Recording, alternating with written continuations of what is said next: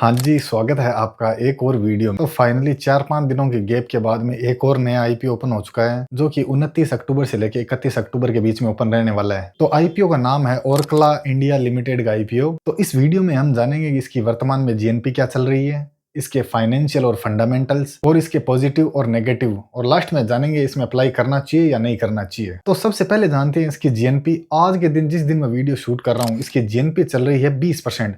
तो क्या है भाई साहब, ऑटोमेटिक ही जीएनपी बड़ी आ गई है इसकी। और जीएनपी बड़ी आने का सबसे बड़ा कारण ये है कि अभी वर्तमान में और कोई आईपीओ नहीं है, तो इस कारण क्या है, इसकी ऑटोमेटिक जीएनपी ज्यादा ही है। और इसकी जीएनपी इतनी आने के बाद में भी मुझे ये इतना खास नहीं लगा आईपीओ, क्योंकि ये बहुत महंगी वैल्यूएशन पे आ रहा है, जो कि आपको वीडियो में आगे पता चल जाएगा। तो क्या है, वीडियो लास्ट तक जरूर देखें ताकि आपको सारी क्लियरिटी हो सके। तो अब बात करते हैं आखिर कंपनी काम क्या करती है। तो कंपनी की स्थापना हुई थी 1996 के अंदर, और कंपनी का हेडक्वार्टर है बेंगलोर में स्थित। तो ये कंपनी क्या है, इंडिया की एक फूड प्रोडक्ट कंपनी है। ये क्या है, विभिन्न प्रकार के फूड प्रोडक्ट्स बनाती है, जैसे ब्रेकफास्ट हो गया, लंच हो गया, डिनर हो गया, स्नैक्स हो गए।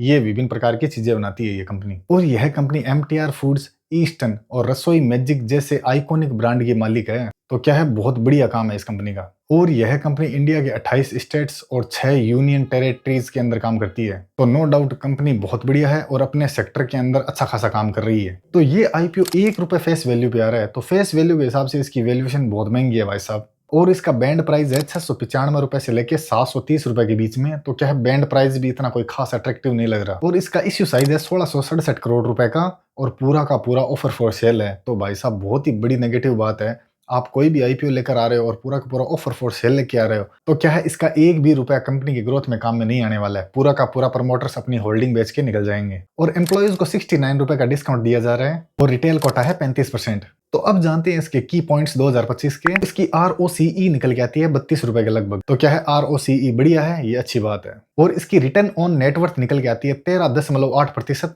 तो ये भी क्या है, ठीक ठाक है। और इसके पैट मार्जिन निकल के आते हैं 10.70%, जो कि बढ़िया बात है। और इसके इबिटा मार्जिन है 16.60%, ये भी बढ़िया है। और इसका प्राइस टू बुक वैल्यू निकल के आता है ₹5.40। तो क्या है, ना तो बहुत ज्यादा महंगा है और ना ही बहुत ज्यादा सस्ता है। तो क्या है, अंडर कंट्रोल है। अगर best price to book value की बात करें तो वो होता है ₹1 से ₹2 के बीच में बढ़िया होता है। लेकिन क्या है, ये थोड़ा ज्यादा है लेकिन बहुत ज्यादा नहीं है। और वर्तमान में कंपनी का मार्केट कैप है ₹10,000 करोड़। तो क्या है, बहुत बड़े साइज की कंपनी है। और क्या है, इसकी अर्निंग पर शेयर निकल के आती है ₹18.67। तो क्या है, बढ़िया है। अर्निंग पर शेयर का मतलब होता है एक शेयर पर कितनी अर्निंग कर रही है कंपनी। और इसका पी निकल के आता है ₹40 के लगभग। तो क्या है, पी वाइज कंपनी की वैल्यूएशन बहुत महंगी है। तो क्या है, कंपनी की फेस वैल्यू और पी वैल्यू दोनों ही महंगी है भाई साहब। इसकी जीएनपी बड़ी आने का एक ही कारण है कि वर्तमान में और कोई आईपीओ नहीं है, इसलिए कोई कंपटीशन नहीं है, इसीलिए इसकी जीएनपी बड़ी आई है बस। तो क्या है, आपको सिर्फ जीएनपी के भरोसे अप्लाई नहीं करना है, इसके फाइनेंशियल और फंडामेंटल्स भी हम आगे जानेंगे, वो भी बहुत जरूरी है। तो अब बात करते हैं इसके फाइनेंशियल और फंडामेंटल्स की। तो क्या है, एसेट्स के अंदर ठीक ठाक ग्रोथ है कंपनी के अंदर।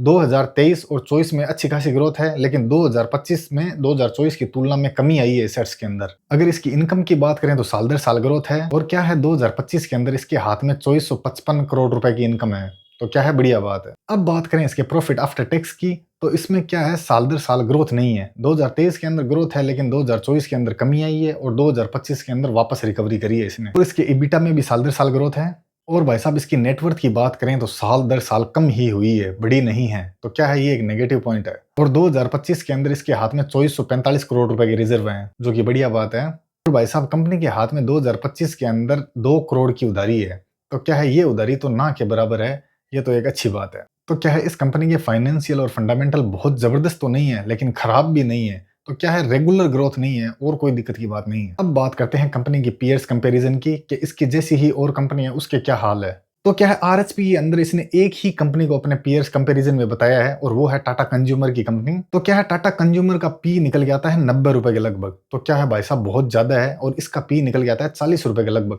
तो क्या है, टाटा से तो बहुत ही बढ़िया पी है इसका।